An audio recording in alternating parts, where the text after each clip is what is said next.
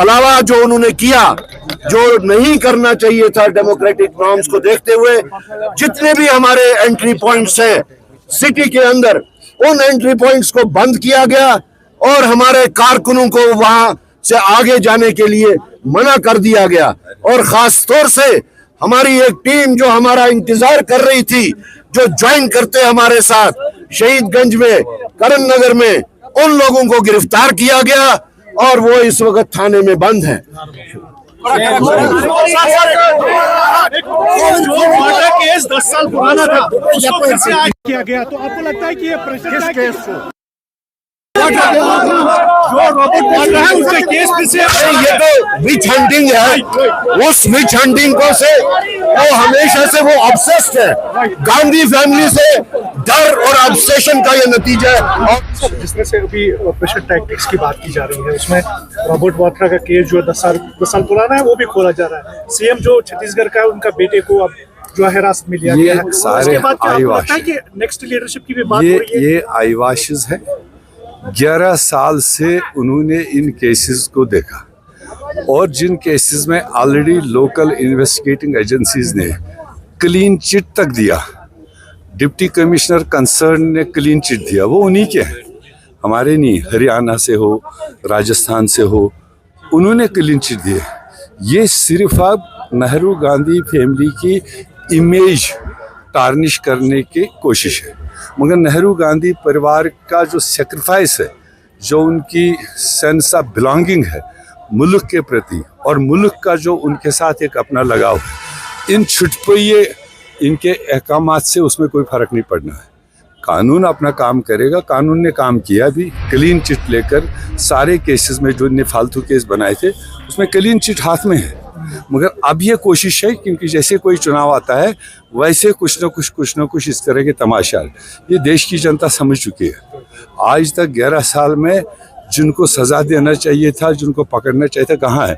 जो 20-20, 30-30 हज़ार करोड़ लेकर देश का धन भाग बैठे, उनको तो ये प्रोटेक्शन दे रहे हैं। मौल चौकसी हो, नीरव मोदी हो और लोग हैं, कहाँ है वो? तो ये सिर्फ नेशन का अटेंशन डाइवर्ट करने का। मगर नेशन जानता है, बिहार जानता है, बंगाल जानता है, आसाम जानता है, जम्मू कश्मीर जानता है। सर लास्ट में चूंकि आप नेशनल लेवल के लीडर हैं, तो यहाँ पर अभी इंडिया ब्लॉक की मीटिंग कल हो रही है पार्लियामेंट मॉनसून सेशन से पहले, तो आपको लगता है कि तमाम जो ब्लॉक्स है वो यहाँ पर आएंगे, तमाम जो पार्टी उसमें ममता बनर्जी या शिवसेना की बात करेंगे, आपकी बात करेंगे, तो वो भी क्या पार्टिसिपेट कर सकते हैं? देखिए, आज तक तो continue India block unitedly national issues को लेकर नेशन के खातिर लड़ाई लड़ते रहे, पार्लियामेंट के अंदर, पार्लियामेंट के बाहर। अब फिर कुछ चैलेंजेस सामने हैं, तो उसको लेकर जो इंडिया ब्लॉक की मीटिंग बुलाई गई है, वो कल पता चलेगा कौन आता है, किसके बिहाफ से कौन आता है। मगर मुझे लगता है इस वक्त पहले से ज़्यादा ज़रूरत है इंडिया ब्लॉक को यूनाइटेडली कुछ कॉमन इश्यूज़ को लेकर सरकार को घेरने का। नेशनल इश्यूज़ है, सिक्योरिटी के इश्यूज़ है, एम्प्लॉयमेंट के इश्यूज़ है, और ट्रांसपेरेंसी के इश्यूज़ है, इलेक्शन कमीशन की धांधलियों का इशू है, ये सबको टच करता है। तो इसलिए जो एजेंडा वहाँ बना होगा वो उनको सर्कुलेटेड होगा, वो सबको कहीं ना कहीं सपोर्ट करता है।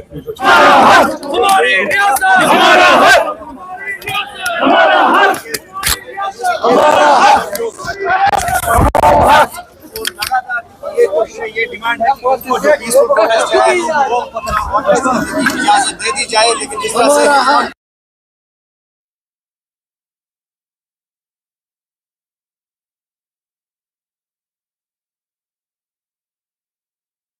कदम बढ़ो, हम तुम्हारे साथ हैं। करो साहब कदम बढ़ो, हम तुम्हारे साथ हैं। मीर साहब कदम बढ़ो, हम तुम्हारे साथ हैं। इंडियन नेशनल कांग्रेस जिंदाबाद। हमारी रियासत हमारा हक, हमारी रियासत हमारा हक, हमारी रियासत हमारा हक, हमारी रियासत हमारा हक, हमारी जमीनें हमारा हक, हमारा पानी हमारा हक। स्टेट को हमारी रियासत को हमारी रियासत को हमारी इंडियन नेशनल कांग्रेस